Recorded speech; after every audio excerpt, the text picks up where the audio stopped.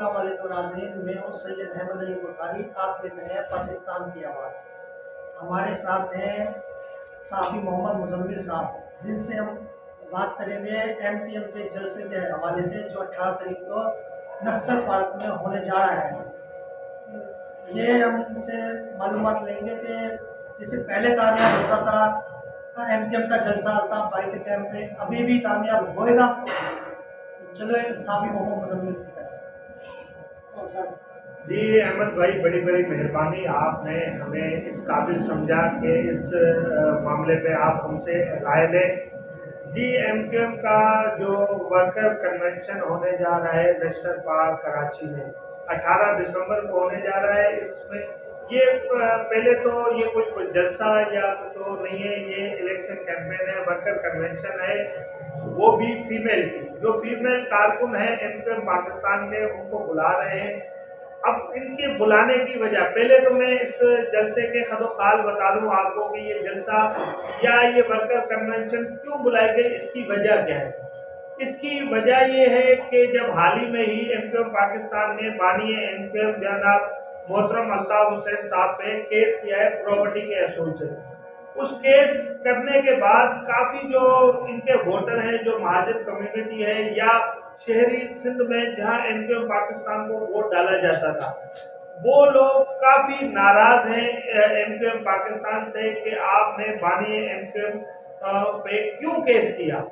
देखिए, वो प्रॉपर्टी आज भी बानी MQM का जो दीदा दिलेरी है, जो बड़कपन है, वो आज भी कहते हैं कि मेरी कोई जायदाद नहीं है, ना इधर है ना उधर है, ये जायदाद भी शोधा की है। पहले तो उनका कहना है कि आप पाकिस्तान 10% प्रॉपर्टी जो है वो है बरतानिया में, जो KKF आप जानते हैं, फाउंडेशन एम्बुलेंस भी पहले चलती थी अल्ताफ हुसैन के दौर में। अब तो अल्ताफ हुसैन गया तो फिर सारी चीज़ें बंद हो गई। अच्छा, वो KKF के नाम पे वो प्रॉपर्टी है। 10% बरतानिया में, 90% प्रॉपर्टी कराची में मौजूद है, जिसमें से एक प्रॉपर्टी का मैं नाम लूँ कि खालिद मकबूल सिद्दीकी साहब, जो अभी कन्वेनियर है, तो वो भी उसी प्रॉपर्टी में रह रहे हैं जो उस ट्रस्ट की है KKF की। तो बानी MQM कहते हैं भाई ये बेचो, आप ये प्रॉपर्टी बेचो, ये शोधा को दो, ये असीरान जो जेलों में पड़े हुए हैं, जिनके केस लड़ने के लिए उनके घर वालों के पास पैसे नहीं है, वकील नहीं है, आप उनको करो। मैं तो जिंदगी भर बोलता हूँ मेरी कोई प्रॉपर्टी है नहीं है, मैं ना बनाऊंगा, ना मेरे पीछे कोई है, ना कोई आगे। एक भाई था, वो भी शहीद हो चुका है उसी टाइम पे, और इस तरह शहीद हुआ कि उसकी आज तक FIR ही ना काटी गई। अच्छा, तो अब आते हैं जलसे पे। जलसा मुझे नहीं लगता खाली कुर्सियों के अलावा वहाँ कुछ होगा, फिर भी हमारी सहाफती जिम्मेदारी है, हमें वहाँ जाना भी पड़ेगा। वहाँ से अपने देखने वाले नाज़रीन को लंबा वहाँ से कवरेज देनी है हमें, जो क्योंकि चैनल की जिम्मेदारी है, हमें जाना पड़ता है।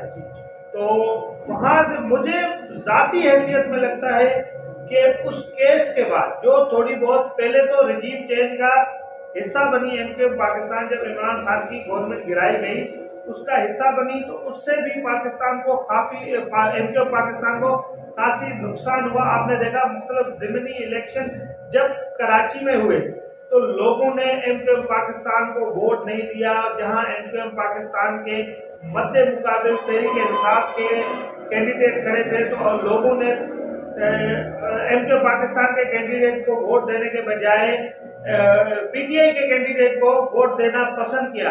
हम ये कह सकते हैं कि अगर जो सीटें 10 की 10 MQM जीतती थी ना, वहाँ पे जब जब ज़मीनी इलेक्शन हुए हमने देखा 10 के बजाय 2 पे आ गई है MQM ने, तो इतना नुकसान हुआ। फिर उनके बाद बदलती पॉलिसियाँ, हुकूमती पॉलिसी में गए, वजारतें ली, फिर गवर्नरशिप हमारे सामने है, रात के अंधारे में कामरान किशोर साहब को लाया गया, उसके बाद गवर्नर बना के आगे पेश किया गया। अब ये जो MQM पाकिस्तान है, इसके फैसले MQM पाकिस्तान या भादरा बाद में नहीं होते, पहले लंदन में होते थे, आजकल कहीं और होते हैं। वो आपको पता है कहाँ से होते हैं MQM पाकिस्तान के फैसले, नाज़रीन भी जानते हैं कि आजकल MQM पाकिस्तान के फैसले कहाँ बनते हैं। 12 मेरी जो तजिया है कि ये फ्लॉप जलसा है और बदतरीन फ्लॉप जलसा है। एक जैसे बोलते हैं फ्लॉप जलसा ना, और ये बदतरीन फ्लॉप जलसा होगा इनका या वर्कर कन्वेंशन है। मुझे नहीं लगता एमक्यूएम पाकिस्तान के वर्कर जाएंगे। हाँ, एमक्यूएम के जो दिलेर कारकुन हैं या दिलेर कैंडिडेट हैं, जो नुमाइंदे हैं, वो निसार कामर जैसे लोग हैं या दीगर अभी भी मौजूद हैं कराची के अंदर, वो मुसलसल खामोश है, इंतज़ार कर रहे हैं अल्ताफ़ हुसैन को कब रिलीफ मिले और एमक्यूएम का दोबारा वो जो उरूज था कराची में वो दोबारा आए। अल्ताफ़ हुसैन भी अपने स्पीचेस में मुख्तलिफ तरीक़ों से और मुतअद्दिद बार इदारों से माफ़िया मांग चुके हैं। तो मुझे जो लगता है अब अल्ताफ़ हुसैन को माफ़ी मिलनी चाहिए। माफ़ी मिलनी क्यों चाहिए?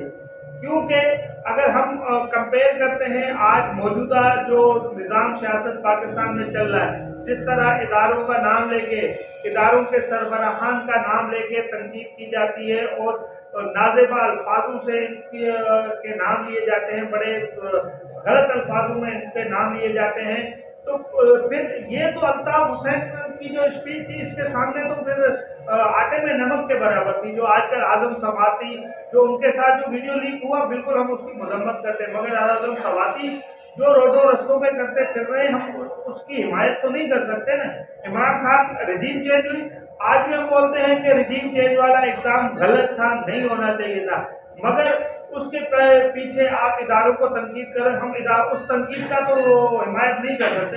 हम रिजीम चेंज को मजम्मत जरूर कर सकते हैं कि गलत हुआ, ये नहीं होना चाहिए था, मगर आप इदारों की तनकीद करें और हम आपके बयानियों को लेके चलें तो ठीक है, वरना आप कहेंगे लिफाफा साफी है, तो आप हमें बिलाशक किसी को भी लिफाफा साफी कहता है, कोई मसला नहीं है, मगर हम जो सच व हक की बात है उसके साथ चलेंगे।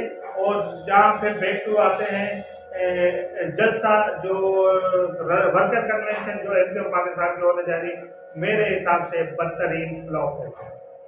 नाज़रीन, ये हमारे साथ थे साफ़ी मोहम्मद मुज़म्मिल साहब, जिन्होंने अपनी राय दी। शुक्रिया मुज़म्मिल भाई, आपने अपनी राय दी। हमें आने वाली वीडियो के लिए हमारे साथ जुड़े रहिएगा। अल्लाह हाफ़िज़।